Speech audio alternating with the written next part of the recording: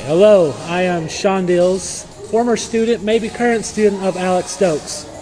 Hey, my name is Laura Paulson. New to Knoxville, came here from the Midwest, and so super excited to be in Appalachia. Right? I said that right? Appalachia? Right? Appalachia? I don't know. Weagles, Weigles. I've been having trouble, but I'm new. My name's Tim Aarons, and I'm an attorney in Sevierville, Tennessee. I'm Fred Juricic.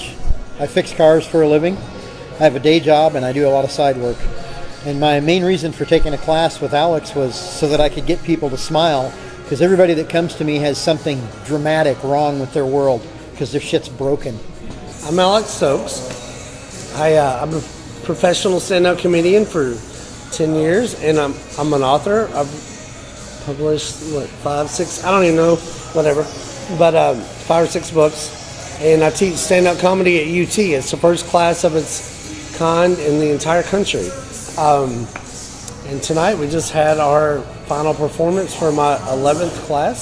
So, yeah, it was a lot of fun. Oh, I get creative when most of the time it's when I'm driving in my car. Because I travel a lot. I'm on the road a lot. And a lot of times stuff will hit me while I'm driving, and that's when I've got to either pull over and write it down, or speaking to my phone if I remember to do that, if it's not dead, if my phone's not dead. As you guys know, my phone's always dead. So, yeah, it's usually in my car, or it's really, really late at night, like 2 or 3 in the morning. I will wake up and think of something, and my wife will kill me because I have to run to the living room and just write something down, and that's usually when the good stuff happens. So. When do I get creative? I work a lot. I'm miserable. So at work, my brain's always thinking of anything else but where I'm at. So I think of a lot of funny stuff there. Shower. It's kind of weird. You can't think of some of the funniest jokes in the shower. And I'm a really super creative person. Like, I don't have any siblings, so I had to entertain myself. Not like masturbation joke, but like I had to entertain myself my whole life. So I'm creative the most when I first get up in the morning or when I'm really tired. I would like to say that I'm always creative and my mind works. I'm super smart. But yeah, a couple of beers, maybe a bottle of wine, 3 whiskeys, and a couple shots later, and I'm good. I don't know that I do get creative. I don't have any idea. Really, with me, there's no creative process.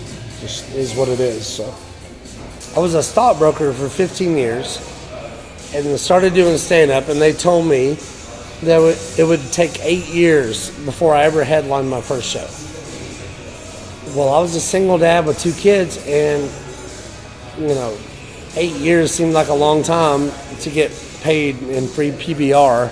So I was like, I have to make something happen. So it took me a year and a half. I headlined a theater in Pigeon Forge, and that was a big achievement. But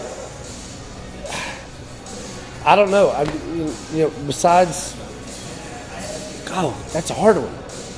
So. Teaching this stand-up class at UT, to me, is one of my biggest achievements, and it's one of the most fun things that I do. Besides writing books, doing stand-up, I love just meeting new people. I'm about the easiest person to ever work with, ever, and I just enjoy it. So, I don't know. That's a hard question.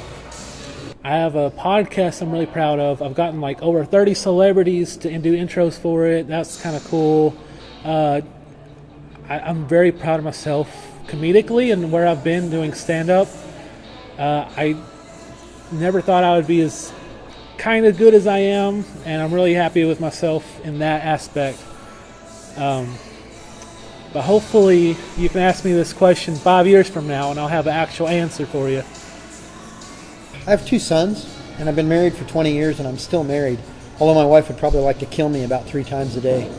All right, so I'm a mother of 3, so I'm supposed to say that, right? Like, I got 3 kids, and they're super awesome, but they totally hate me, so that's not it. My biggest achievement, well, honestly, it is to stand up on a stage, someone hands me a microphone in front of a bunch of strangers, and I go ahead and talk about what's going on in my life or some stupid thing that was completely embarrassing and make people laugh with it, that's a huge achievement to make that happen.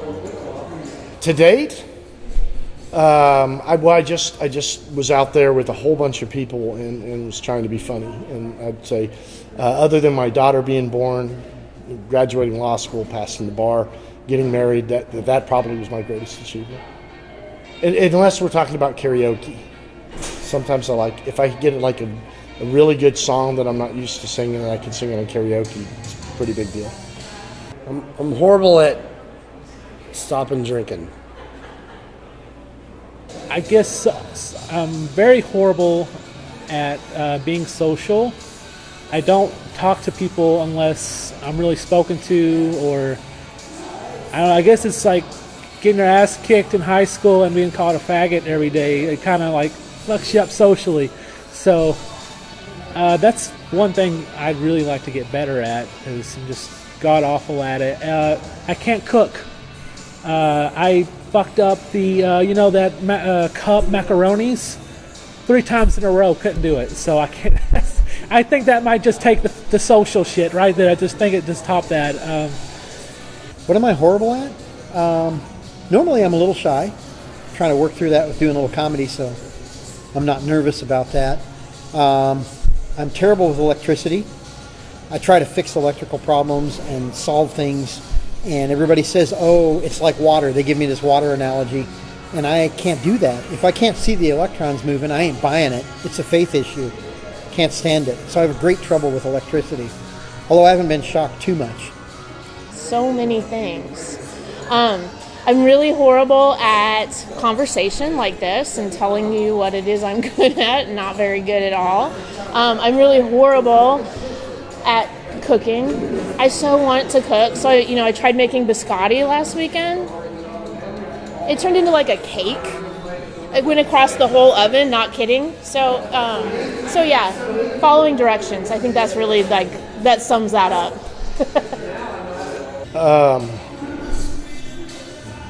Geez, I guess nothing. Can't think of a single thing. Number one, this one's a little easier. I want to headline the Tennessee Theater here in Knoxville. That's always been on my bucket list. And the funny thing is, I've kind of cultivated a few comedians that have come up, and I was the first one to pay them, and they've actually gotten to headline that before me. So, yeah, that's on my bucket list for sure. I want to do a tour of military bases. That's one thing I've always wanted to do. And I've got a lot of calls, so hopefully that one's coming really quick. I want to tour the country, tour the world, performing for the military. Okay, I actually have a bucket list. First thing, do a bucket list. Got that shit off.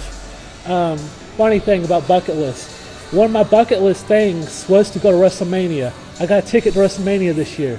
They canceled it. Not only did I thought, oh, well, let's postpone it. Nope, WrestleMania, no one gets to go. We'll just do it with no audience. So, oddly enough, being with a black girl was on my bucket list. I don't know if you see my girlfriend, but it looks like I did that one this year too. So I didn't get WrestleMania, but I got, I did get one thing knocked off. I would like to ride my tricycle across the country just for fun. It's motorized, not what you think. I'll give you a picture. I would like to live long enough to be a burden to my children, get even with them a little bit.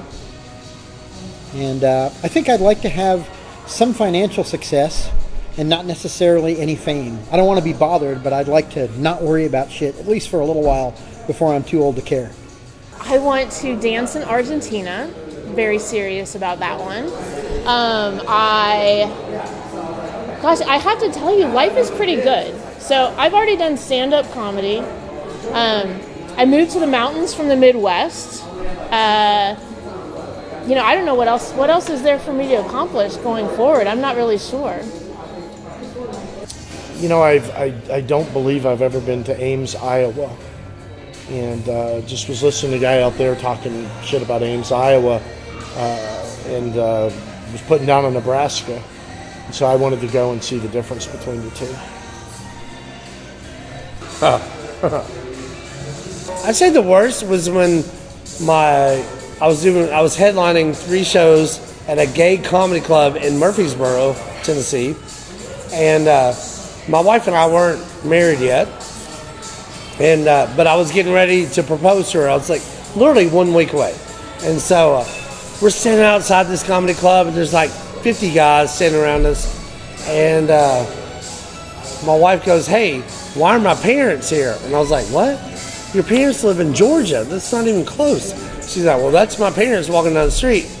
I was like, that's not even true. Well, her dad was a preacher at the moment. And I'm at this gay comedy club, and they wanted it as dirty as they could possibly get. Like, they wanted... So I had written this dirty set. And so I looked down the street, and I was like, oh my gosh, that's her parents. And I'm getting ready to ask for his daughter's hand in marriage. And I was like, what... And I was like, honey, this is what I want to talk about on stage. So I show her my set, and she's like, oh my gosh, you can't do that. I was like, yeah, I know. So I run back to the green room, and she comes back about 10 minutes later. She's like, hey, my dad says he knows this is what you do for a living, and he doesn't care. He's like, just go ahead and do what you're going to do. And so I did it. It was terrible. It was nasty. It was dirty. He was in the crowd, and at the end of the show, he said, "You've got my approval." And I was like, wow, that actually worked. Okay, so that was probably my worst show. That was my most awkward, weirdest. I mean, I've had a lot of really bad. I mean, I've written a whole book about all the bad shows I've done, and that one's in there. But my best show, oh gosh, that's a hard one. I got to open up for John Reap, who won Last Comic Standing, at a big theater for 1,500 people, and it happened the night before. He just put on Facebook, he's like, I need an opener tomorrow night, and we all kind of battled for it, and I got lucky enough to win. But the coolest part about that, so I called my son, who was 18 at the time. I was like, hey, you're not going to believe this, I'm opening up for John Reap at this huge theater tonight. He's like, what? I've got 4 tickets. He's like, me and my friends are all going. My son had never seen me before. So I got to do 30 minutes in this theater in front of 1,500 people with my son and his 3 best friends in the audience. So that, for me, that was one of the coolest moments I probably ever had. So. My worst moment on stage was this Sunday. Another comedian was doing an open mic. She was shit-talking me before I went on stage. Apparently she didn't know who I was, so she goes, well, I don't know who Sean Dills is, but he sounds like a piece of shit, and fuck that guy. We're going right past him when the next comedian's going to go up. He's much funnier. She got off stage, I jumped her ass about it. I got to go next, but I totally bombed because it just pissed me off, threw me off the whole comedic game. And, you know, in class, Alex Stokes told me 90% of comedians are assholes. And I guess I was like, he's right, apparently, because that really fucked me up a little bit. But I just got done performing, and it kind of brought me back. So that was my least favorite. I guess my favorite, is that the question? Favorite, least favorite? Yeah, whichever one. My favorite on stage was probably at Union Place. This is the first time I think I've killed on stage. Like, really killed. And so that's probably my favorite currently. Best moment was telling a joke and everybody that I could see in my vision laughing at it. That was absolutely the best. And the worst was having silence. Silence is deadly. Maybe it's golden, but it's not for me. It was a little bit desperation. I wasn't sure whether to run or cry. So the worst thing is when people don't listen to you. So then it's like you're a child and you're up there talking and you think you're super smart and telling a great story. And it's one thing if they're just like not funny. I don't like it. But if they're just like, they don't even listen. Yeah, that would be my worst. Oh, and I tried singing. Don't do that. I would say my worst moment on stage happened tonight, and it's when I went up there, and my wife wasn't there to record it, so somebody else had to. I would say my best moment also happened tonight on stage, and it was I found somebody to record what I asked them to record, so I got that recorded.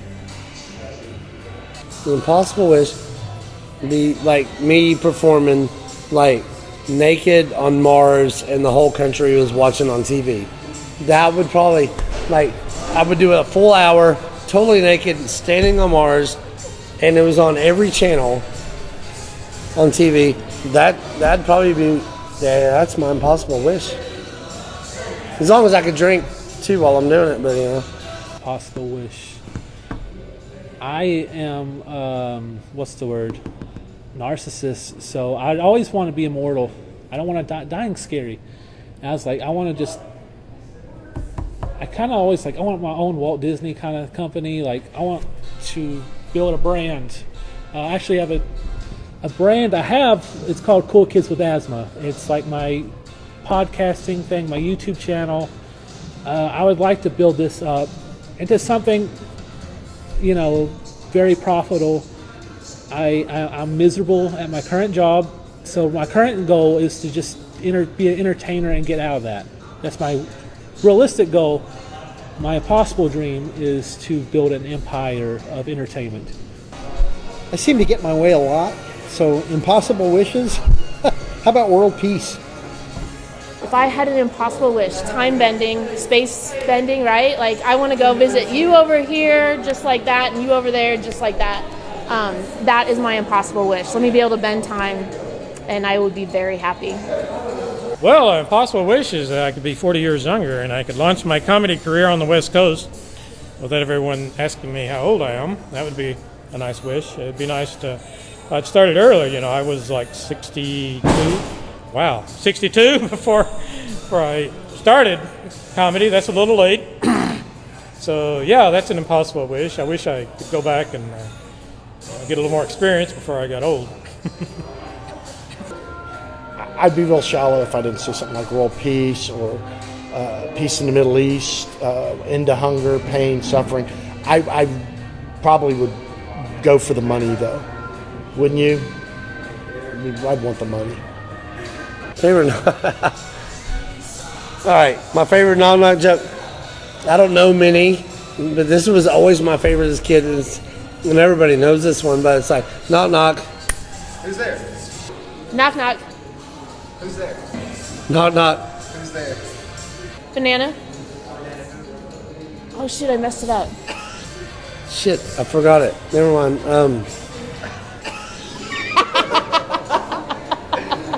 Yes, I have one that I tell on myself. And usually I'll find a moment when it's appropriate, when someone's very irritated. Say, gosh, that's irritating. I must have been a really irritating kid because I was an altar boy and even the priests had no interest in me. Oh, well, favorite joke? Sure, here's one. I don't tell many straight jokes anymore, I guess because these jokes have been sort of worn out over the years and you got to do the wild and crazy thing now or something off the wall. So here's my favorite. The jokes that I do tell usually have a word play and a pun, that sort of thing. So here it goes. Guy walks into a bar. He's startled because corner a Shetland pony looks up. Says, "What do you have?" Guy's startled. "What? I didn't hear what you said." You know, horse shakes his head. I said, "What will you have? I'm just a little pony, and I'm just getting over a cold, and I'm still a little horse. Get it?" That sort of thing. So wordplay. That's the sort of joke that I like to tell, but I don't tell many of those because, that's kind of passé in the world of comedy. You have to kind of go beyond the wild and crazy guy and do something even wilder and crazier, which is why I had an interaction with a pumpkin tonight. I'll give you both. I used to tell my daughter the knock-knock jokes all the time. Knock, knock, who's there? Orange who? Orange, you can answer the door. Those dad jokes. But I think my favorite joke is one, the judge says to Mickey Mouse, he says, "Mr. Mouse, here in the state of Florida, you can't get divorced because you think your wife's a little crazy." And Mickey Mouse says, "Your Honor, I didn't say she's a little crazy. I said she's fucking goofy." Well, okay. So this one's easy. Talent I wish I had is, and I think a lot of comedians wish this talent. We wish we were musicians, but we're just not talented enough to play any instruments or sing. So we're like, hey, just give us a microphone. We'll talk in it for a while. That's it. And so, yeah, I wanted to be like a rock star. I think a lot of us want to be rock stars. I played basketball. I wanted to be in the NBA. That didn't happen. So then I was like, oh, I can be a rock star. I've bought 4 guitars in my life. Still can't play one. So I was just like, hey, I can talk for a while on a microphone. So cool. So And maybe be a better impressionist. Like I can hear the impressions in my head, and I could do the mannerisms, but I have such a stupid fucking voice that my mouth won't work with the impression. So I'm like, shit, I can't do accents because I want to be a voice actor as well, but I really can't do it because of I don't know if it's my southernness or I can't really breathe out my nose. So that's really fucking me up too. So that's I guess impressions. I wish I had some athleticism or the ability to carry a tune or have any rhythm. Okay. I love music. I can't sing. I can't play. I can't do anything that's rhythmic. A talent I wish I had. I want to be able to hear what people are thinking. Wouldn't that be fun if you're out and you're like, oh, everyone's saying all the right things and all of that, and you actually hear what they really think of what's going on in the room? How great would that be? I'm watching baseball right now behind you the whole time. I just noticed. I would like to either be able to throw or hit at all. I grew up. My dad was a colonel in the Army. We moved every summer, and I would get into a baseball team, and then we'd move to a new place halfway through the summer, and I'd lose my spot on the baseball team. So I've always sucked at baseball. I played football. I actually walked on at Clemson, and I had scholarship offers other places. So I was good at football, but I always sucked at baseball. So there's one, either that or to play the guitar. this class, so I've published 6 books. I've toured the whole country. I've headlined comedy clubs, theaters, bars, breweries.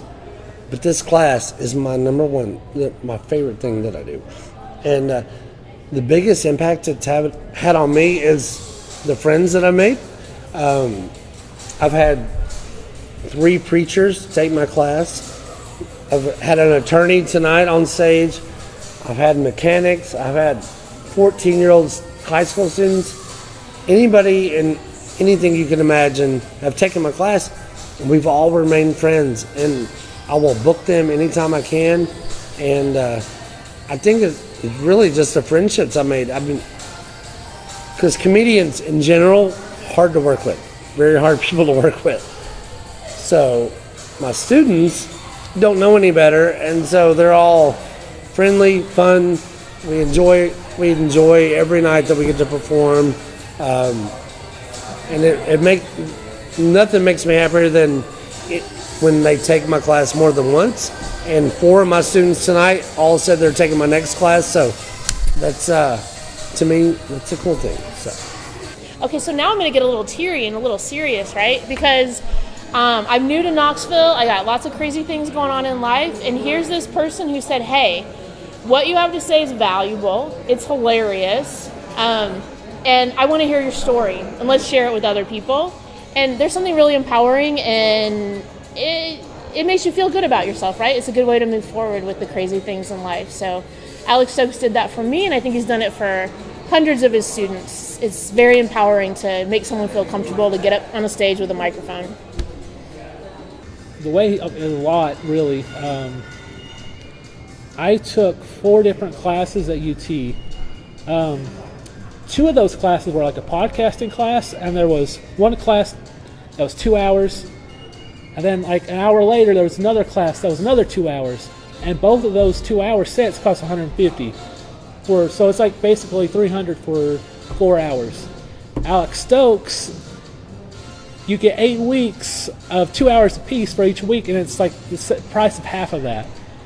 And I don't know, just watching him on stage, and I was like, man, I can do this, and it's kind of like becoming a mentor and a teacher to me, and it's crazy. And people were like, I was trying to tell other comedians to take his class, like, well, I've been doing this 2 years, I don't need to.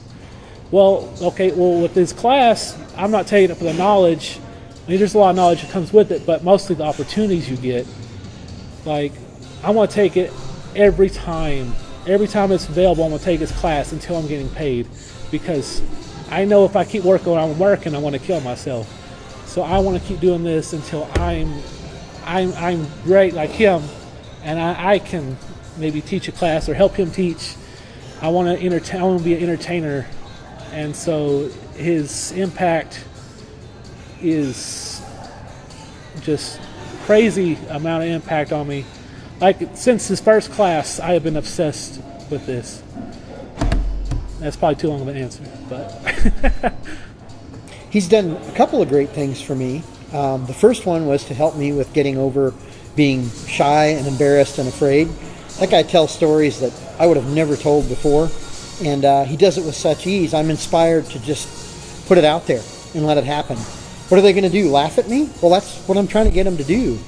So I'm okay with that. And the other thing he's done is introduce me to a million connections. I have met more people who are fun than I've ever experienced in my life. Knowing him and then meeting the people that he introduces me to, and those people introducing me to other people, has really been fun. It's been 6 degrees of separation turning into 2. It's great. Well, Alex made a big impact by offering the class, and because it gave me an opportunity to push myself, it's something I had never done. He gave us an opportunity to practice in class and so forth, which is good to build our confidence. But then he expected us at the end of the class to actually go up on the stage, and maybe 1 or 2 of us had the class. It's a big class, about 18 or so. But, I took that as a challenge, and I said, yes, I'll do that. And so Alex still kind of pokes fun at me because we were supposed to have 5 minutes, and I think I went on 15. Okay. So it's just like all those years I've been wanting to get up on the stage, and finally Alex gave me an excuse. Well, it was a mixed, choppy performance, of course. I'd never done it before, but I'd been lecturing as a professor for many years, so it wasn't that different. And I would always work in digressions, little jokes, and students always told me I had a good sense of humor. So Alex just gave me a chance to finally apply that on the stage, and so that's the main thing he did. He gave me an opportunity to actually take that chance. Alex Stokes is he's very creative as a person. He'll critique you, he'll encourage you, he'll tell you, don't say that again, don't ever do that again, or I'll fucking kill you. That's quite an impact. Yeah, Alex is a great guy. you could find me on Instagram. I don't really have a Twitter, but on Instagram I'm like Captain-Cool69, because apparently I'm a teenager who still uses 69. I should probably fucking change that if I want to be a professional. Find me on Instagram is the easiest place. I need to get a Twitter. Facebook, Sean Dills. Find my YouTube channel, Cool Kids with Asthma. I have 3 different podcasts on there. Definitely check that out. Yeah, I'm not a hard guy to get hold of. Hey, fucking go to Chapman Highway Walmart. I'll probably still be there. So I have a YouTube channel that's car related, and it's just my name, Fred Yuricich, Fred space Yuric. Clean, anybody can watch it. Some of it's technical and boring, some of it's goofy fun. I even tried to rap in one video. Not sure it worked, but I'm just having fun with it. I've only got a half a dozen videos, but my teenage sons have to do it. I'm not computer literate. I have to ask them for help to post stuff on YouTube. They're my videographers as well. I don't own a selfie stick. Hey, people, l.m.paulson@gmail.com. I'd love to hear from you. Well, I'm on Facebook and Twitter. You can find me on Facebook, and I'm always making jokes. I have running comedy bits and gags and that sort of thing. For example, I have a continuing series right now on spooky urban Halloween stories. They're not very spooky, and that's kind of the joke. You see, there's things like a runaway golf cart down at Fox Den, rumors of a headless horseman out on State Route 9 who only has 9 toes, that sort of thing. Okay, so you can find me on Facebook, Henry Wilson, on Facebook. I'm at www.themyricklawfirm.com. Speeding tickets, DUIs, spitters. I can do it all. If you got a criminal problem, I'm your guy. And I guess my thing to tell people is don't talk to the police. There's nothing that your drunk ass is going to say at 2 a.m. on the side of the road that's going to stop them from arresting you. So just be quiet. Advice: don't talk to cops. Yeah, if you want to check me out, there's a lot of places you can find me. Instagram, I'm the beer comedian because I do a lot of shows at breweries. Facebook, Alex Stokes comedian / author. My website is alexstokescomedy.com. Pretty much any strip club in Knoxville you can find me, whatever. So I'm usually there. So I don't know. I don't know.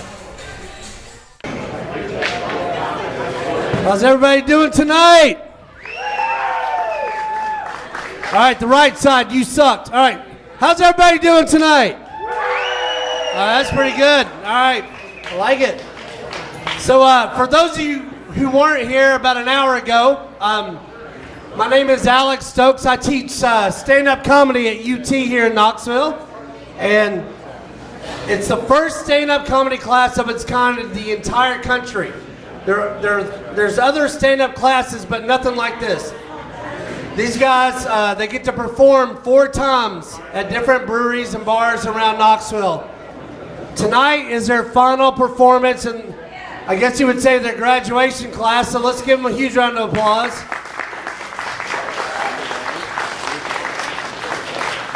Also, this is the 11th time in a row that Schulz Brau has hosted us for the final performance. So let's give Schulz Brau a huge round of applause. Amazing venue. Very excited. Now normally I have 10 to 20 students, but because of COVID, this one's a little bit smaller. I only have 7 students. And then 3 of them did not show up tonight, so I've only got 4. So you're only going to see 4 students perform, but I've got a special surprise of maybe a former student that's going to come up at the end, which is cool. I cannot control what they are going to say. And I'm going to see how it goes, whether or not I tell that story here in a little bit. It's pretty dirty. Are there any kids here tonight, first of all? All right. Yeah, don't screw me up here. I should have known that table right there. Yeah. There's always one table at every club I go to, and you're the table, and you're actually one of the comedians. All right, that's even worse.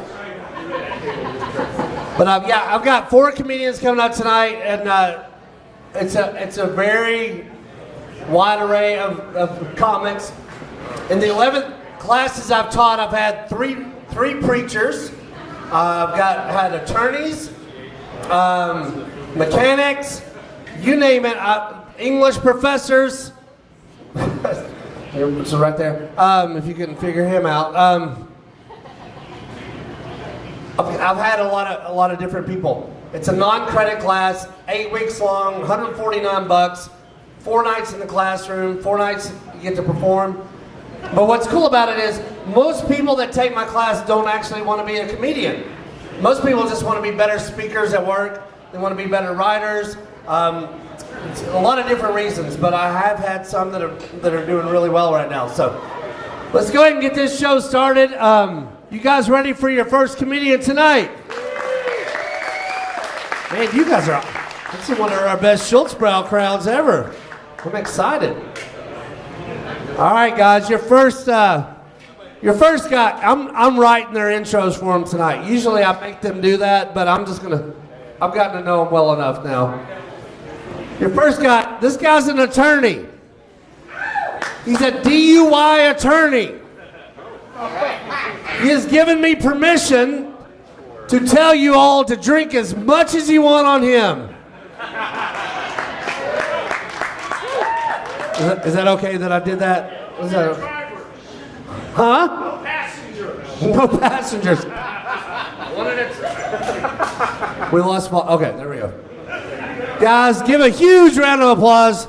The very, very funny Tim Ahrens.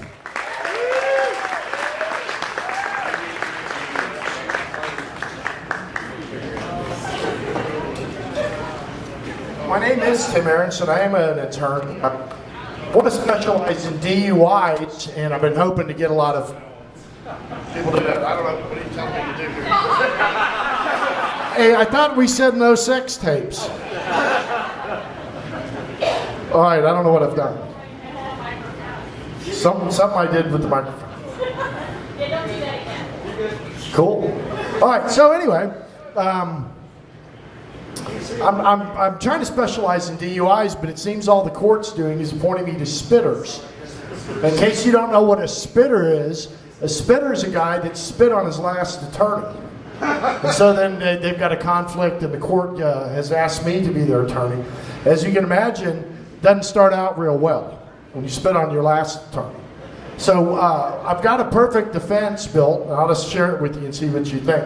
I'll talk to the jury, and you're my jury, and I'll say, ladies and gentlemen of the jury, you heard my client testify that and you heard the attorney that he spit on testify, and I could tell when the attorney testified that each of you wanted to spit on him when he was testifying.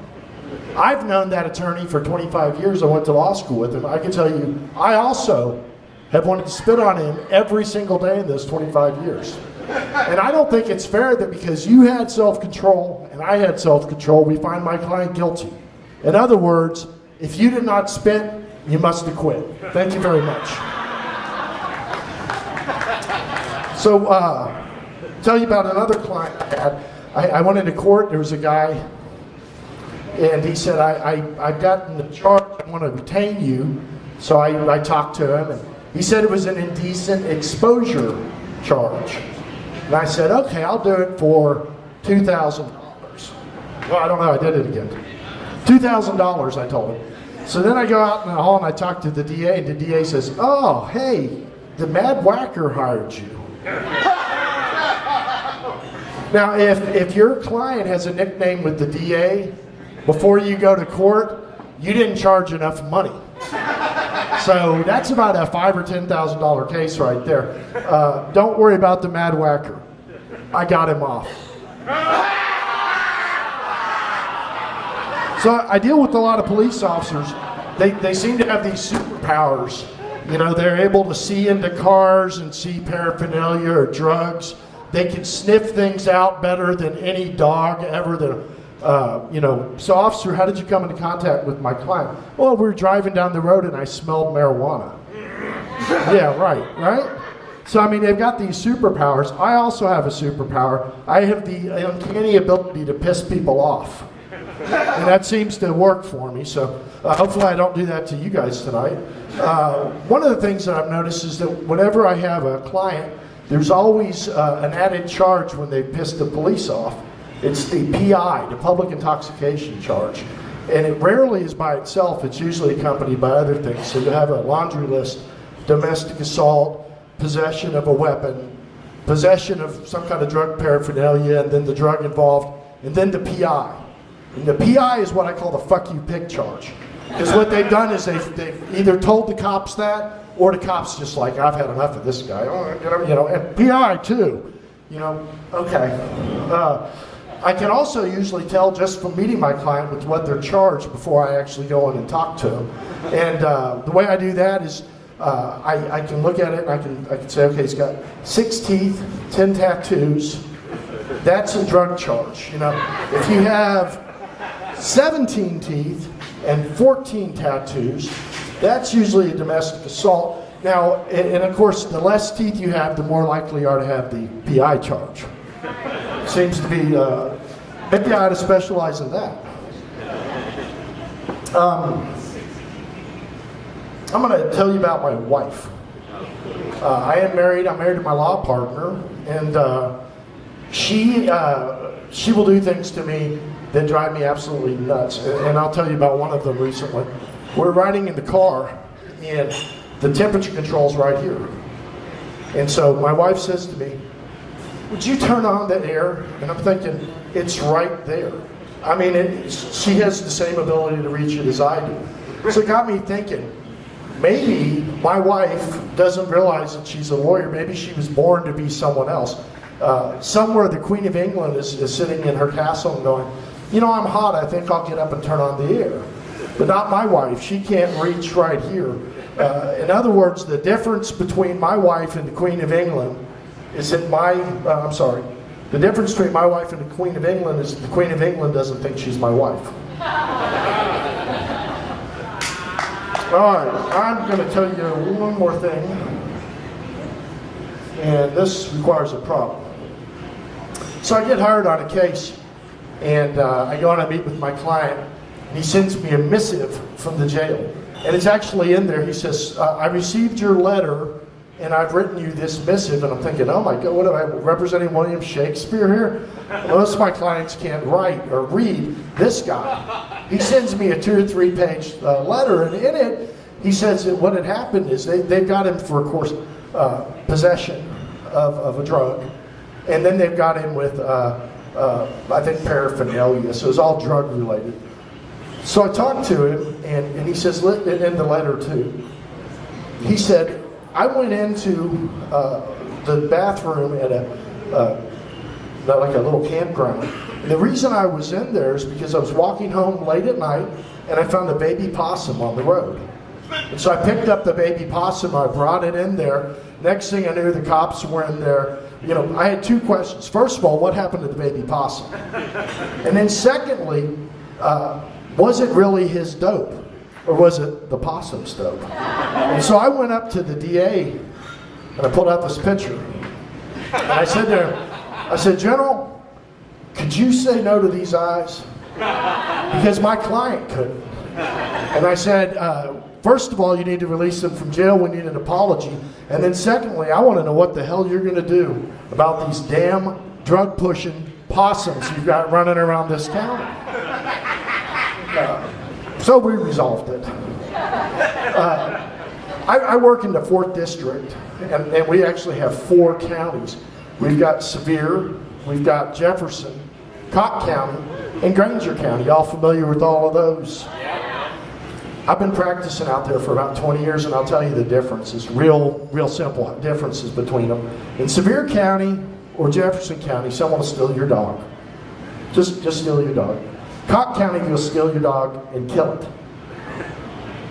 Granger County, you'll steal your dog and fuck it. Thank you very much.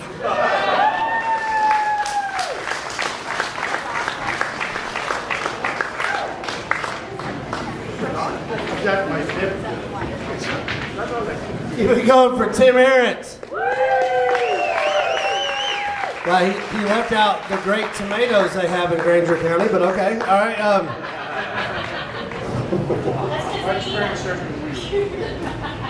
So I got a question for you guys. How dirty do you guys want it tonight? Dirty as possible. Who does not want dirty? All right, solids. All right, cool. Now, because I want to tell a story real quick before I bring up my next comedian. So I've taught this class 11 times now. 11 times. And due to COVID, my first 3 classes this year got canceled. So the 4th one, we get to do it. We got 7 students. First class rolls around. The director of UT, of all the non-credit programs, comes in the class, and I've got 1 student who cannot wear a mask due to medical reasons. And so he's like, hey, we can't do this. And so he had to go home. Week number 2, I walk into the classroom. The director is sitting in the classroom already waiting on me. I was like, what's going on? He's like, well, I'm gonna live stream your class tonight for the 1 student who can't come. And we're gonna Zoom him in. Which scared me because I've taught this class 11 times. I was like, I can't control what my students will say in the classroom. I was like, there's nothing I can do about it. He's like, oh no, we'll be fine. And the director, he's very straight-laced, you know, sometimes a bow tie, just very, very proper. And I'm like, oh my God, this is gonna be bad. So I talked for 10 minutes.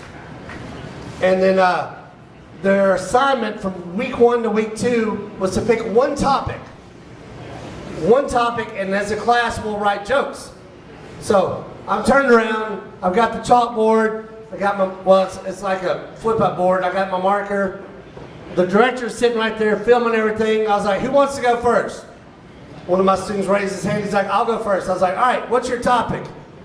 He goes, rim jobs. It's like, seriously, really? I think this is going to be the last class I ever taught. Okay, all right. So I had to write it on the board. I write it on the board. Since I told him, I was like, I can't control it. So everybody's laughing. Everybody's got masks on. So I turned back around. I was like, all right, what's the first word you associate with, you know, rim jobs? He's like, my mom. Like, son of a bitch, really? This is happening. So now, those are the only 2 words I've got written on the board, is rim job mom. So this goes on for a few minutes. The whole class is like chiming in. I'm like, I've got tears coming down my eye. I'm looking at the director of UT. He's over there, and he's like shaking, but he's got a mask on. I'm like, is he having a seizure, or is he laughing? And so, a few minutes later, one of the guys in the back of the class raises his hand. I was like, yeah, what do you want? And he's like, yeah, I've been listening for 10 minutes now, and I still don't know what a rim job is. And I'm like, oh my God, this is getting worse. This keeps getting worse by the minute. So the director of UT turns around and is like, hey, save us all the trouble. Pull out your phone and go to Urban Dictionary. Type it in, and just, I was like, thank you. That's awesome. Thank you. I'm sweating over here. I'm like, oh my God, I can't believe this is happening. So I turn back around. I'm still writing. And everybody starts dying laughing. I'm like, why are they laughing so hard? I turn around. The guy had fallen out of his chair with his phone in his hand. He's like sitting on his back. I'm like, what's so funny? He goes, man, I just looked up what rim job means. And then he looks at the director of UT. He goes, hey, Mr. Director Man, you should have just told me it meant eating ass. And I was like, oh my God. Oh my God. So I turned around and I was like, all right, class, we are done with rim jobs. No more. No more rim jobs. That's it. We're moving on. Who wants to be next? And I flipped the board over and this guy goes, I'm ready. I was like, all right, what do you got? He goes, fucking. I was like, oh my God. Seriously. So after the class, I go up to the director and I'm like, I'm so sorry. I was like, I told you I couldn't control what they say. He's like, Alex, I've been with the university for 30 years. That's the funnest night I've ever had here at UT. I'll see you in 2 weeks. He has been here every night. I don't know if he's here tonight, but he showed up. He showed up last week. We were performing at Crafty Bastard Brewery last week. He walks right up to me. He's like, Alex, tell the rim job story. I want to hear it tonight. And I was like, all right. Okay. Anyways, so our next performer. Sadly, that's the tamest story I've had from my class. That was a pretty low one. But so this next guy, I've taught this class 11 times. He has taken my class 11 times. Which I don't know if that says that I'm doing a terrible job at teaching or he just really likes me and has a lot of fun with it. But one thing I will tell you about this guy is I never. We're having mic problems. Okay, got it. I never know what he's gonna do. Sometimes he shows up at props. Sometimes he sings. I know he's already wearing a costume. I've already seen him walking around. Never know what he's gonna do. But guys, give a huge round of applause for the one and only Ray Ford.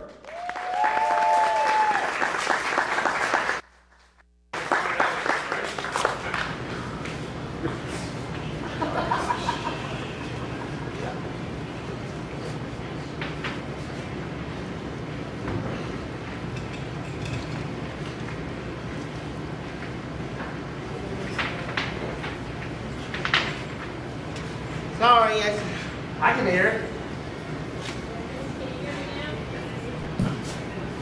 Well, well, well. What have we here? Santa Claus, huh? Ooh, I'm really scared. So you're the one everybody's talking about.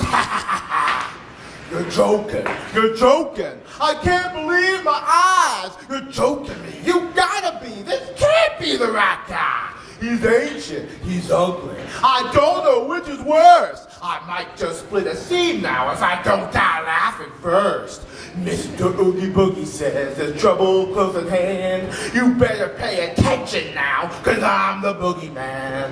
And if you aren't shaking, there's something very wrong. Cause this may be the last time you hear the Oogie song. Whoa, whoa, whoa, I'm the Oogie Boogeyman. Hey, Schulz, Brau, how are you tonight? All right. Nice place to be, a German bar. I guess I won't be telling any Jewish jokes. Yeah, you might hate me by the time I'm done. But before I begin, there's just one thing I gotta say first. I was born a poor white child, and it's okay, a trip to Africa fixed that. It's quite a sunburn. But anyway, but here's my medical background, by the way. I don't know why I'm telling you. You can't do anything to help me. But I am bipolar, ADD, and autistic. Yeah, even Dr. Dvorkin's going, why did you send him to me? I can't help him. Hey, I'm here, aren't I? I mean, they tried, thank you. I mean, they tried every ADD medicine possible on me. I kid you not. Almost none of them did anything, not even a side effect. I mean, that's like getting a joint from Keith Richards, of all people, and it doesn't do anything. How the guy is a living mummy. How is he not getting a buzz from stuff? But you see, actually, one of those pills I did get a side effect from. Of all the possible side effects I could have gotten, it gave me a seizure. Okay? I was in a swimming pool. I had a seizure in a swimming pool. How am I here? Can somebody explain that to me? Is this a Twilight Zone episode or something? Can I explain something? If the pill you're subscribing does anything besides a heart attack, anything like along the lines of a heart attack, a stroke, a seizure, or sends your entire digestive tract going south on the first day, I don't want it! I don't want it! I am not your guinea pig, Doc! No one should hear Bugs Bunny's infamous phrase, what's up, Doc? And hear the response, lawsuit. Okay? But because my mind is in such random, boy, it got really quiet all of a sudden, didn't it? Like, this better be funny now. Hey, here's American Idol on crack. And I'm doing all this without narcotics, okay?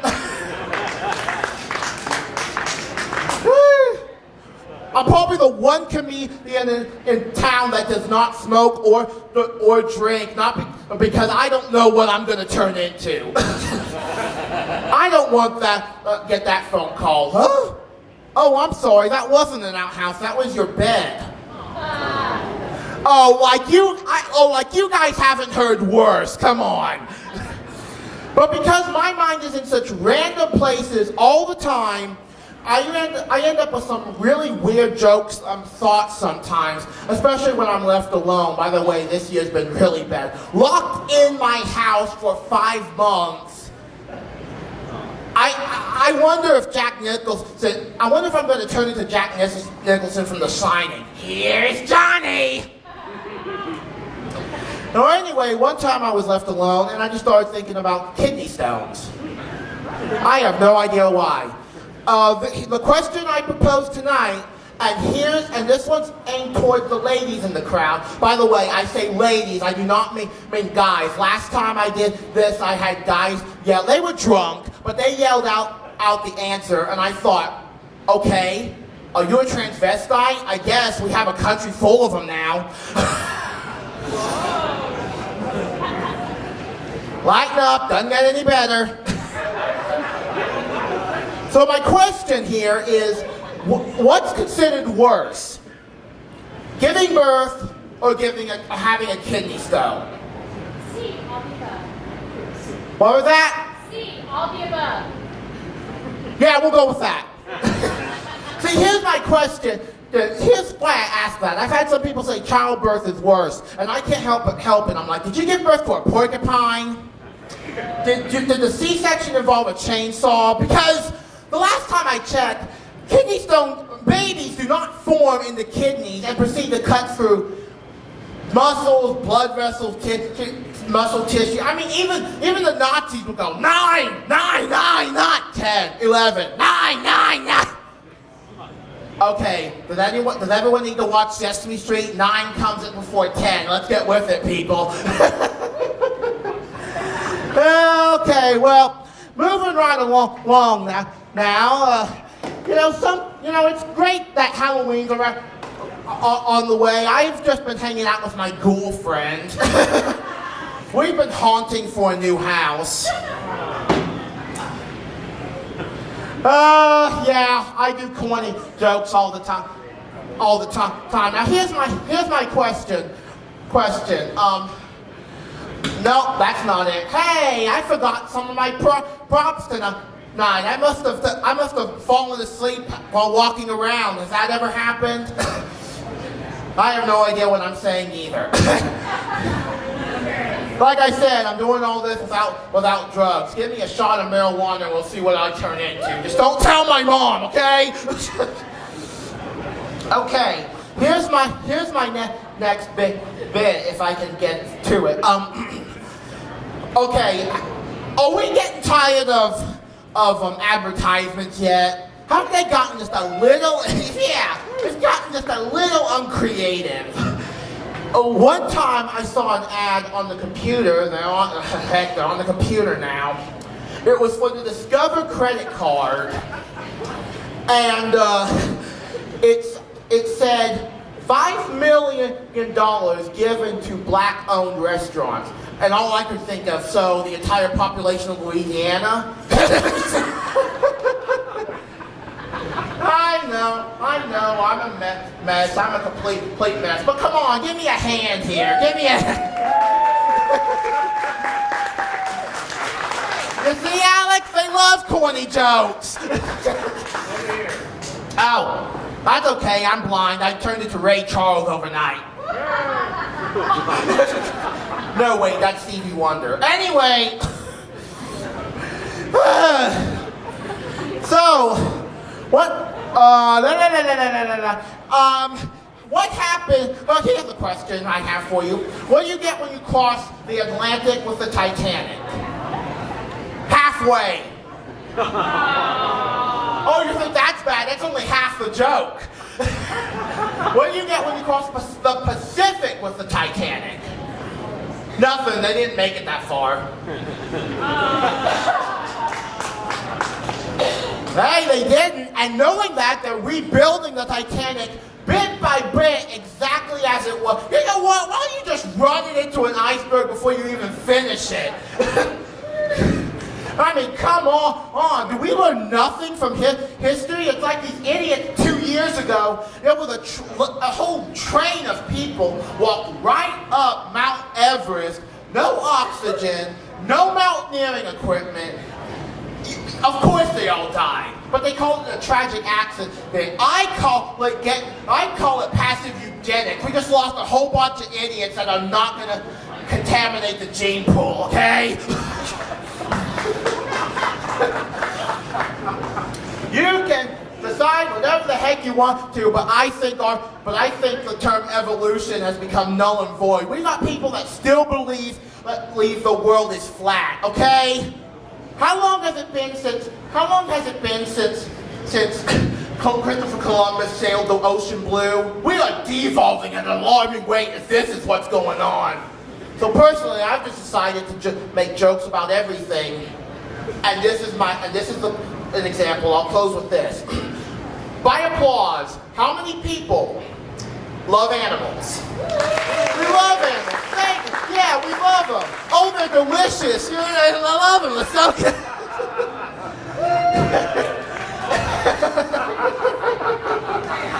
Good thing I'm not anywhere near California, huh? But, no, I love animals, but I'm not against hunters. Is that weird? That weird? I'm a Gemini, so I'm all about opposites. But I'm not against hunters, but I'm against poaching.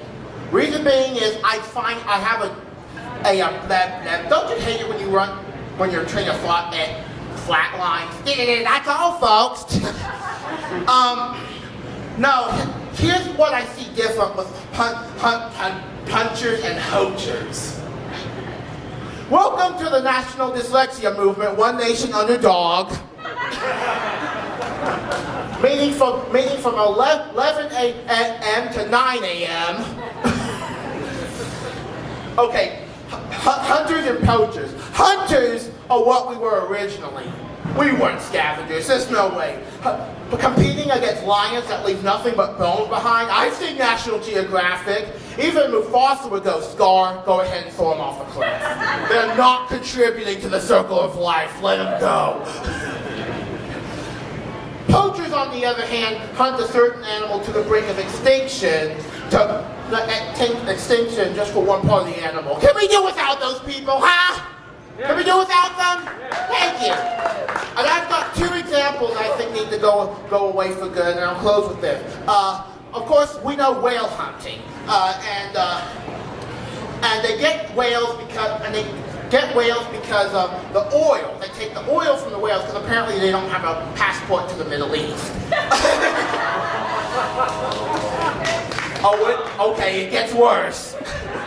And then number two, rhinos and elephants. They get the rhino horn and the elephant tusk for the ivory. And of course, they get the ivory because there's too much ebony in the New York ghetto.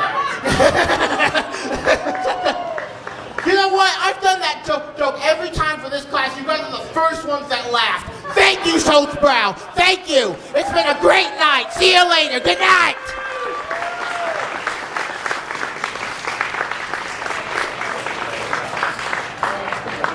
Give me going for Ray Ford.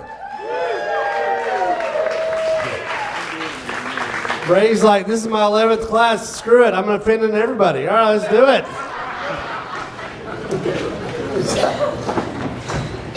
All right. Are you guys ready for your next performer tonight? Yeah. Woo! I want you guys to repeat after me. Her name is Laura Paulson. Her name is Laura Paulson. Her name is Laura Paulson. Her name is Laura Paulson. She's looking at me like, why are y'all doing that? Have you not seen Fight Club? I had to do it. Okay. You're not Robert Paulson, but okay. All right. Guys, she's absolutely hilarious. Guys, give a huge round of applause for Laura Paulson.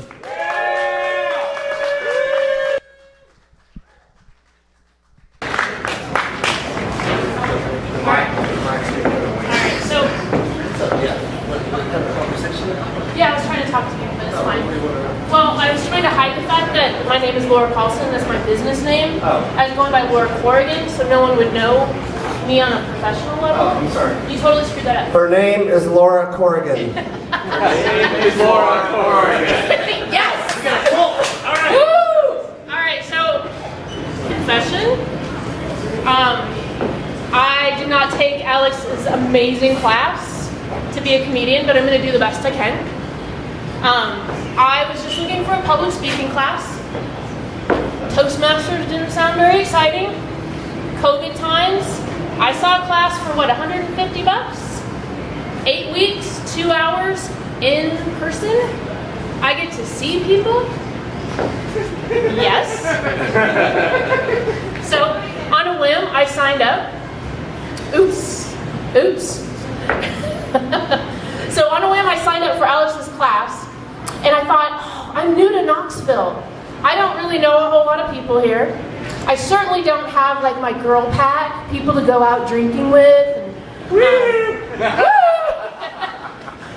So I thought, okay, cool. I'm going to meet a bunch of girls at this thing, right? So just to tell you a little bit about me, to say why that's such a big deal, I show up to class. I'll go with that. So I show up to class. Not quite sure. I will tell you I stood outside the class for more than 5 minutes before I walked in the door. You've seen the class? Yeah, so I walk in and I'm thinking, cool, I'm going to maybe make my girlfriends. Nope. All guys. You've seen a couple of them tonight. You'll see more. Not going to make my girl pack here. Right? So just to tell you a little about me, I'm the only girl in the room most of the time. 4 brothers. Tease me all the time. Grew up with all their friends. And they say to me, like, you know, you whine too much, you're fat, you're stupid. Oh. Right? Like, they're brothers. I said meaner things, but I have the mic.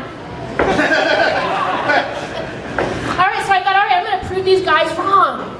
I'm going to go to engineering school. Right? And I'll show them how smart I am. I can't maybe prove the other things wrong, but I'm smart. Joke's on me. There's only guys in engineering school, right? I'm the only guy in the room all the time. So I come to Knoxville.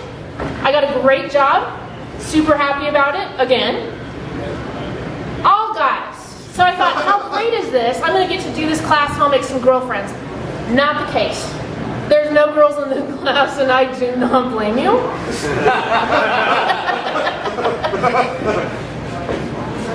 Rim job? Alright, so I start working in Knoxville though, and it's really great, and I meet some women who work outside of my department, of course, and they're trying to be really nice to me. They want to include me in Knoxville. Hey, Laura, why don't you join our book club? Yes! I know book club. My mom did book club. That meant one Tuesday every month, she could go drink with her friends as much as she wanted, and she didn't have to worry about us. Book club. I had always wanted to be in book club. I have found my girl people. So, I get ready for book club, right? It's on Saturday night. We actually are meeting at a wine bar. This is a perfect book club. So I get myself dressed up. I'm thinking I'm out with the ladies at a fancy wine club in Turkey Creek. This is what you do. I got my nice maxi skirt, right? I'm ready to go. Show up to wine club. First person is there. She's the organizer. And sit down and she's got a glass of water. And I thought, all right. Well, she's like, oh, I have to go to the doctor on Monday. I've got stuff happening. I'm like, all right, that's fine. It's a wine bar. I love wine. Yeah. I'll order a couple of bottles for the table, and everyone will be happy when they get here. So, the other women come for book club. They come from, like, they were at a birthday party, or they were at, like, a soccer game, or they were at the Tennessee game. They were not dressed like me. They've got, like, t-shirts and jeans, or whatever a mom might wear on a Saturday afternoon to take care of, 4 kids. All right, that's all right. I'm going to drink wine and learn with these women, right? No. They sit down and they go ahead and make their drink orders. Water, Diet Coke, unsweet tea. Like, oh crap. All right, I'm good. I'll have my wine, and I will quietly drink my wine, and I will listen to the smart things that these women have to say. Now let me tell you about the book. Because they told me about the book. I knew nothing about the book before I got there. The book is about corrupt cops in New York City, and wife swapping, and maybe love children, like secret on the side. They're all experts. So here I am with my bottle or 2 of wine. And I'm quietly sipping the wine while I listen to them discuss very intelligently this very important book. Okay, no, I'm not kidding. Especially this table, and a good amount of my class can tell you, If I drink a bottle of wine, I am not quietly listening to anyone discuss anything. Can you think of like the worst thing you say to a woman who's had way too much wine? What do you think? I thought a lot. I've watched Law and Order. I've got like Lifetime movies. Like I knew way more than this group of women did about corrupt cops and love children. And I shared it. Along with way more than I should have, and Alex can attest to that. I'm really good at sharing way more than I should have. So the night goes really well, right? I'm really smart. I'm telling them about, what it really means to be a corrupt cop in New York City, and I've got some experience with it. And I definitely have experience with love children. I had a really good time. So at the end of the night, the woman who had amazingly organized a dry book club at a wine bar, she says to me in a very southern way, "You are the most interesting woman I have ever met." So I had just had like a bottle and a half of wine and was thinking about calling Tim at that point. I felt really good about that. But I did think it through a little bit when I never got called back to book club.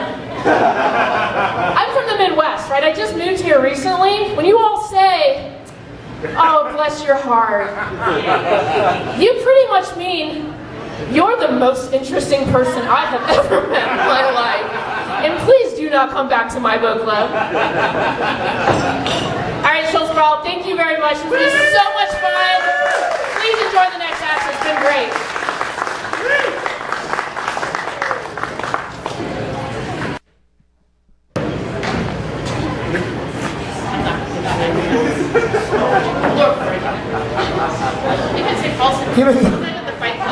Keep it going for Laura Corrigan.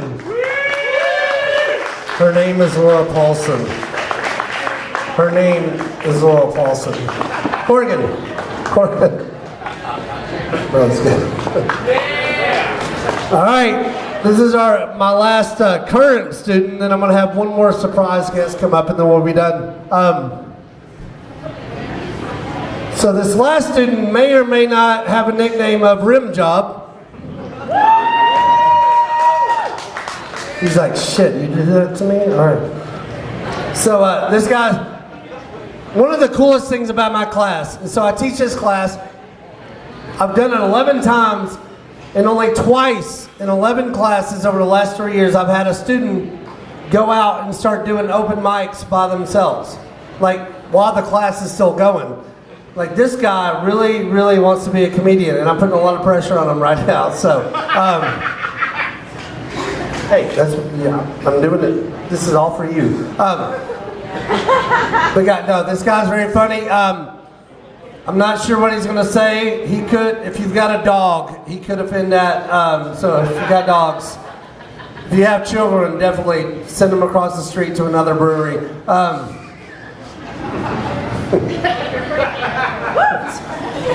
They have board games. I mean, what's the problem? All right, guys, give a huge round of applause for the very funny Sean Dills.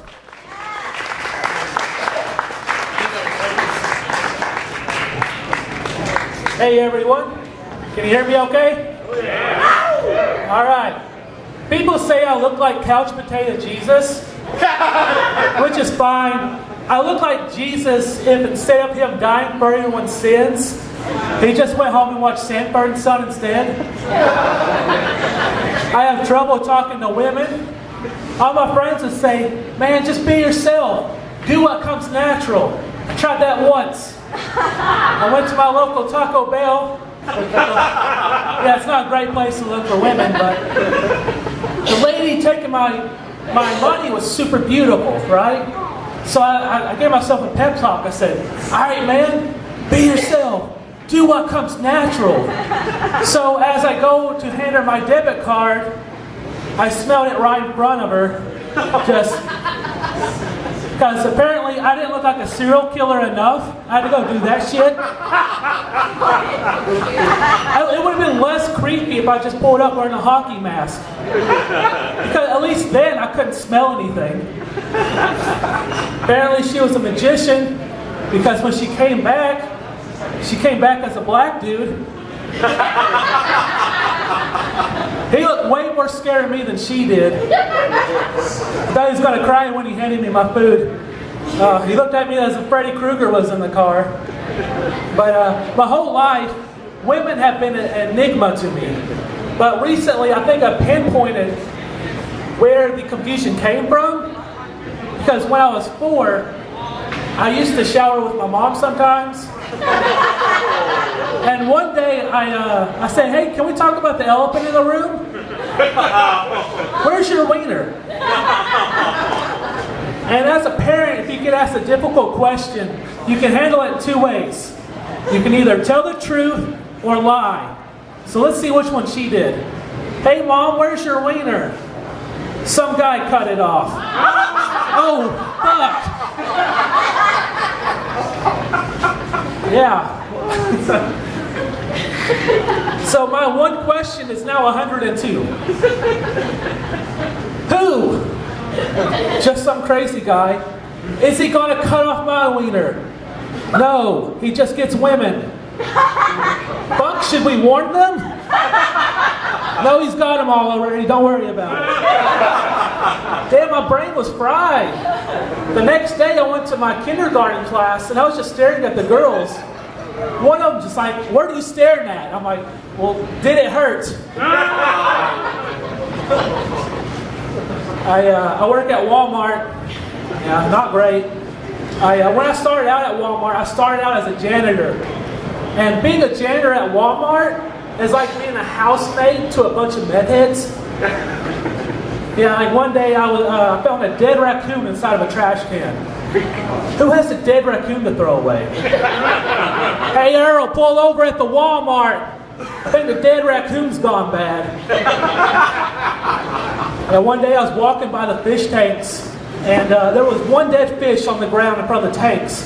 My buddy walks over, he goes, man, why is there one dead fish on the ground? I'm like, we do that to one of the others. What will happen if they try to escape? So this next joke's stupid as shit, but the first time I'm going to try it. So this one day, this lady at work, she went to the bathroom. She shit herself so bad, she threw her pants away and just walked out wearing nothing but a t-shirt. Then she just stands outside and waits for a ride, naked. That's the most gangster thing I've ever seen. And if I was in her shoes, I'd still be in that bathroom. Like, fuck, I guess I live here now. I don't know. I have a favorite pair of shorts. I know they're my favorite pair of shorts because I have crap myself in them twice. Still haven't thrown them out. Yeah. I'm 26 and I average about 3 crap pair of pants a year. I think it's because I hold it in too much. Like I've worked at Walmart for 7 years. I've only used the bathroom there twice. And people are like, why don't you use the bathrooms at work, dude? I'm like, because I've cleaned them. I know what's happened there, and it's not good. I've seen murder scenes reenacted with shit all over the bathroom. One lady got creative with it, and she reenacted the Johnny Depp death scene from A Nightmare on Elm Street. Shitting yourself is embarrassing. But it's not as embarrassing as peeing on your girlfriend's back while you're asleep. That's a horrible way to wake up. And that was the last time I was allowed to be Big Spoon. I didn't know what to say. What do you say to your girlfriend when you just wake up pissing on her back? The only thing I was about to say was, well, good morning, I guess. That was my clean set. You guys want to hear my dirty set? Yeah! Because cutting off women's wieners with chainsaws was on the clean set. All right, my grandparents recently found out I was a comedian. My grandparents recently found out I was a comedian. They actually texted me a joke to use on stage. They said the two things that give men the most trouble: tits and wheels. So I text them back. I'm like, so no crippled girls then? I'm in a interracial relationship with a beautiful black woman, and she is super sweet and super nice, except for when I go down on her. Then she becomes a tyrant. I'll be going down on her for 30 minutes, come up for some air, and she'll be like, oh, I didn't see no red light. I didn't see a stop sign. Green light, motherfucker, go. But dating a black girl isn't much different than dating a white girl. The biggest difference is, when I'm with her, we listen to R&B, something romantic. When I was with white girls, I was fucking them to the Goofy movie soundtrack. I didn't give a shit. But I dated a lot of crazy girls before I got with my current girlfriend. One girl claimed she had a demon living inside of her. I had to cut it off there. She was clearly taken. So, one girl claimed that she only dreams of murder and genocide. The hell? The only question I thought to ask was, well, what race? Dated one girl, and every time we would have sex, she would bite her lip and close one eye. So the whole time we're having sex, I'm trying not to laugh because I'm thinking she's about to drop the dopest Popeye impression out on me. Which, oddly enough, it never killed my boner. And after a month of dating, I actually just started keeping cans of spinach by my bed. So, alright, I'm going to do one last joke. I was with one girl, and we had sex back to back to back. We're covered in sweat, we're exhausted. And I noticed that her vagina started to smell a little weird. I was like, this is a little awkward. I'm going to make a little joke, make her feel better. So I said, hey, your vagina smells like Long John Silver's. She didn't find that as funny as I did. So we actually dated for 3 years. We spent Christmas together that year. We were with my parents, listening to Christmas music, snowing, everything's going perfect. Until my parents gave her her gift. They gave her a gift card to Long John Silver's. Yeah. Well, luckily she forgot all about that joke because she's like, oh my God, I love Long John Silver's. And my parents just look at her and like, yeah, apparently not as much as our son does. All right, I'm Sean Hills. Give it up for our amazing teacher, Alex Stokes. Let's keep it going for the last show I ever did at Schulz, Brau. Woo! I want to stare you down all the way until you walk to your seat, Sean Mills. No, seriously.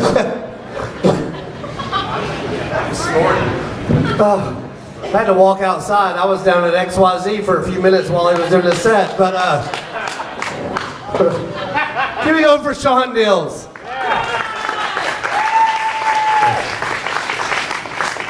If any of you guys order food after that, I'll be impressed. All right. So I've got a special guest tonight. This guy, he's 750,000 years old. No, I'm just kidding. Where are you? Oh, yes. You're standing behind the speaker. No, this guy's one of the coolest guys in Knoxville. He was in my very, very first class 3 years ago.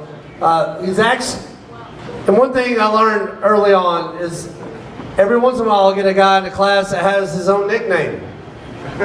He calls himself Cool Breeze. You may have seen him around town. This guy is still doing stand-up to this day. And it's very impressive. Former English professor. I hope I'm not ruining all your jokes. But guys, this guy's very funny. And I thought it was cool that he showed up tonight to support my class. And so I was like, you know what? Come on up. Let's do this. Let's have some fun. Guys, give a huge round of applause for Cool Breeze. He's your last performer for the night.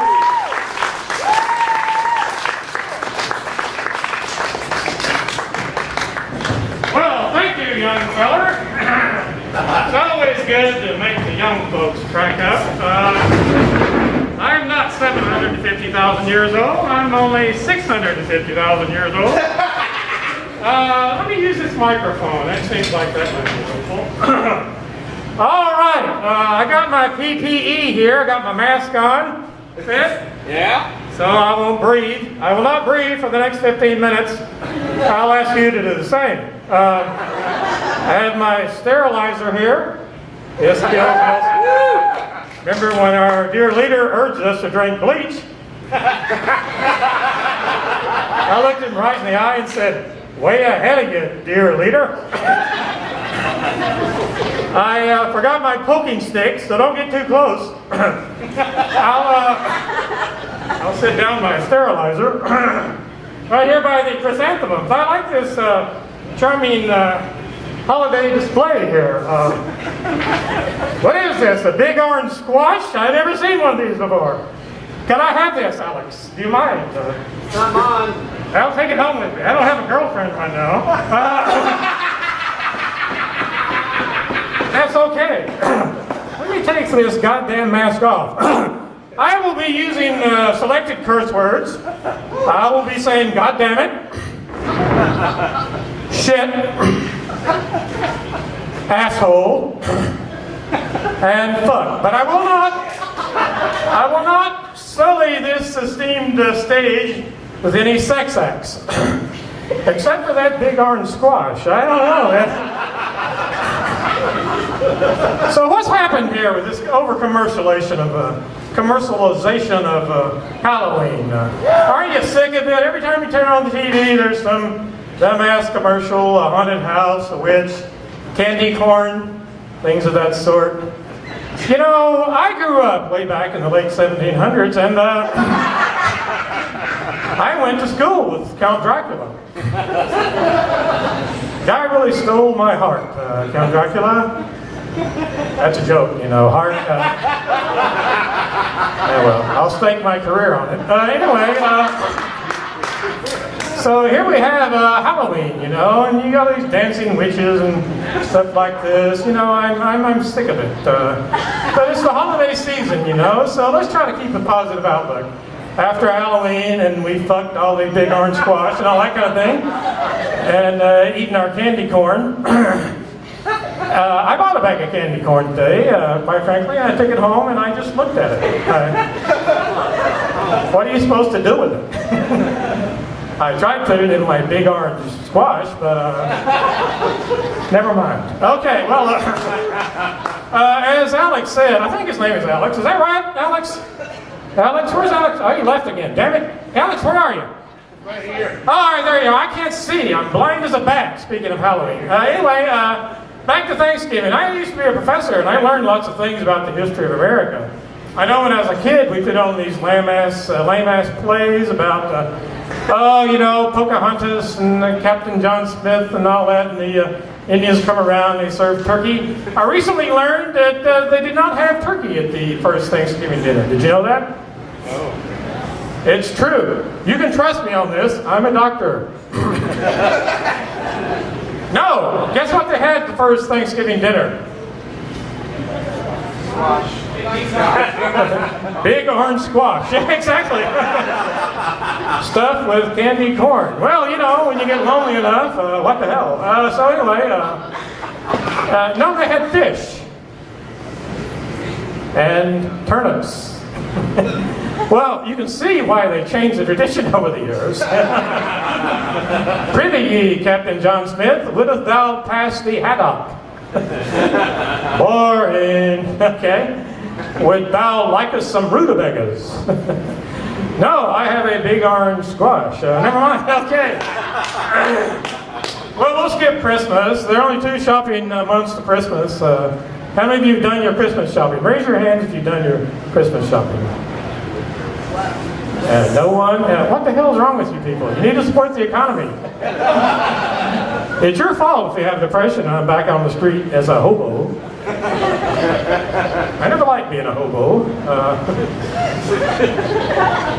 Granted, we get to, you know, make an occasional trip to Big Rock Candy Mountain and Well, brew a big pot of stew, but on the whole it is just kind of a drag. And, anyway, I'll skip Christmas, and let's talk about football. That's another holiday tradition here. How many of you are big Orange fans? Big Orange Tennessee football fans, right? What the hell's wrong with you? We just got our ass kicked by Kentucky. Alabama came in and kicked us around like a big orange squash all day long. Why are you rooting for these losers? Okay.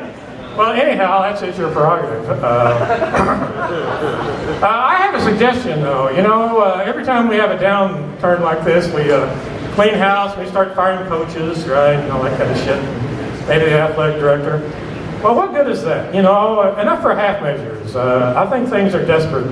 We need to really clean house. I'm talking about firing the ushers, the janitors, the professors, the students. You know, you ever thought about that? Maybe if the students studied a little harder, we would have got kicked like a big orange squash last Sunday, right? Give it a shot. You know, lay off the entire history department. If they had taught the players a little more history, maybe they would have been better in the cover two defense. Who knows? If you're looking for logic, you won't find it here. Okay, but anyway, here's my extreme makeover, UT edition. First of all, we need a new nickname. What's our current nickname? Voles. That's a alpine rodent, I believe. Voles? What the hell? There aren't any voles around here. Vol, is that short for something else? What is that short for? Volunteer. Oh, yeah, high intimidating. You know,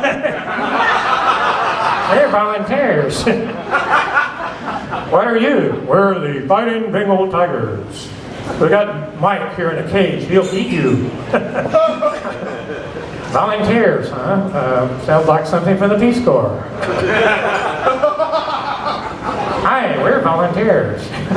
We're here to teach you to grow better potatoes. Now, I've done a little research into the matter. I'm a scholarly sort. I have a PhD in English. So I looked into this thing, and nicknames should do two things at least. They should be intimidating and appropriate. Okay, voles, volunteers, not intimidating. Appropriate? I mean, appropriate? Well, I guess we volunteer a lot. One time last month, I pulled in to pilot, and someone volunteered to get the hell out of my way. So, I guess that counts. Well, anyway, I think we needed a makeover. What else would work? What's intimidating? Well, tigers, bulldogs, gators, that's all been taken. What else? Dragons. What's that? Dragons. Dragons! That sounds good. The University of Tennessee Fighting Dragons. We could actually bring a dragon out. We could do some sort of cloning or some sort of evil experiment and breed one down at the Ag campus or whatever they do down there. Okay, well that would work. Fighting possums. I was trying to think of something that's intimidating and appropriate. So, what were you good at about here? What are we really good at? And I thought, moonshine? So yeah, I suggest fighting bootleggers. Okay, we could have someone,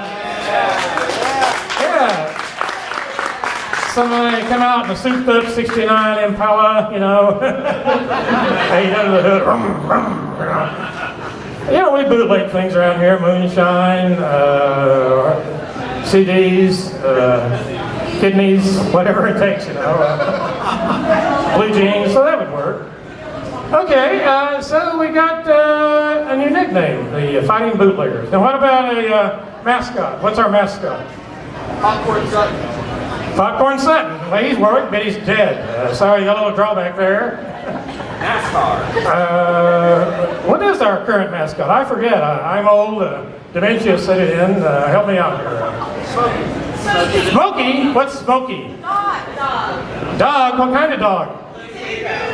There's no need to be offensive with your stereotypes here, okay? Well, there's no way in hell we're going to have a blue tick coonhound as our mascot. It's just, forget about it, okay?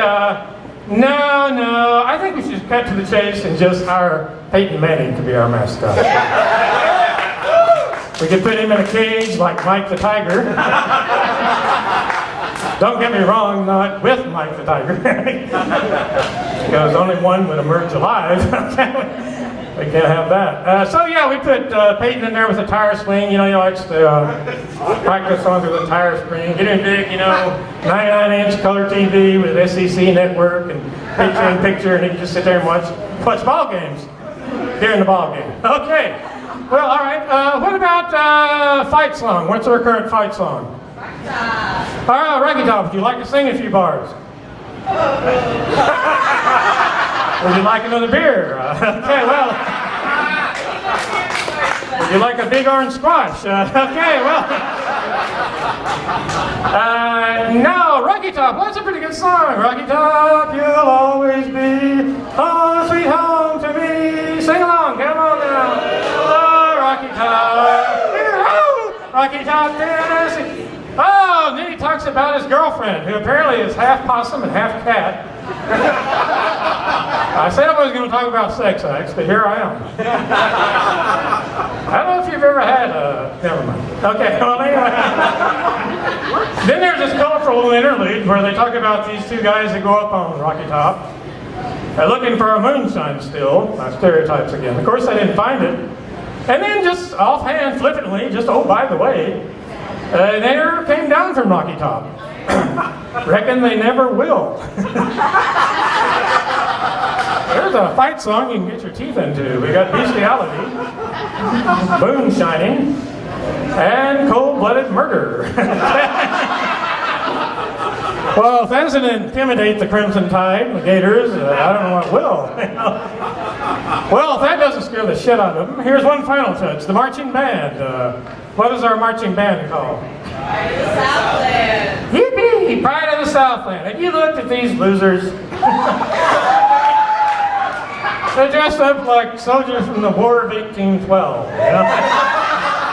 They got their coonskin hats, they're throwing little fake rifles in the war area. This is not going to intimidate anyone. I have a suggestion. Let's give them actual weapons. Okay? I can see the $1 million band of Alabama just fleeing the field in panic. Those fuckers got AR-15s. So they're out there playing Rocky Top, double homicide, bestiality, and then they break into Knoxville Girl. I suggest that as our national anthem. Everyone hear our alternative fight song? You ever hear the song Knoxville Girl? Yeah. It's a beautiful folk song set in Knoxville, Tennessee. It's a young gentleman. He's very much in love with his girlfriend. He goes to Sunday dinner with her. Then after to take a walk along the river, he kills her and grabs her by the hair and throws her in the river.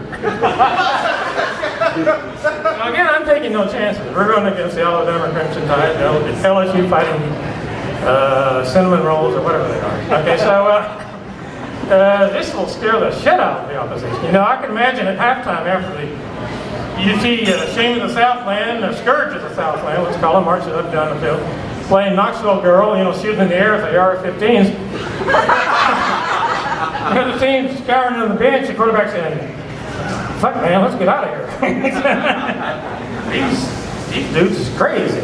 So, there you are. We're going 12-0 and we're going to win the national championship. And you can all thank me for breathing. Thank you.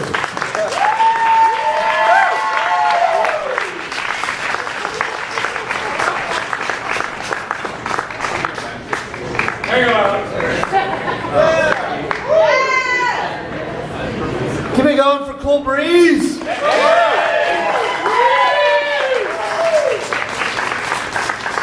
It's fun to watch that like 3 years later. Still telling the same damn jokes. All right. No, that was great. Guys, give another huge round of applause for all of my students tonight. This is one of the hardest things you have ever done, is trying to stand-up comedy. It's a difficult thing. Let's give another huge round of applause for Schulz, Brau, for having us out tonight. Give yourselves a round of applause for sitting here. Give that tree a round of applause. I'm just going to keep doing this for a while. So you guys have been amazing. We've had a really good time. Thank you guys. Y'all have been one of my favorite classes ever. Round of applause for Alex!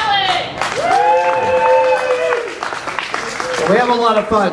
Seriously, if you guys are interested, I think a lot of you guys are taking the class next. Holy shit! Right? Okay.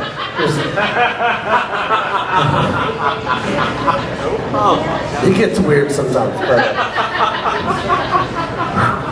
it's Halloween already. All right. But yeah, we really appreciate you guys sitting around listening tonight.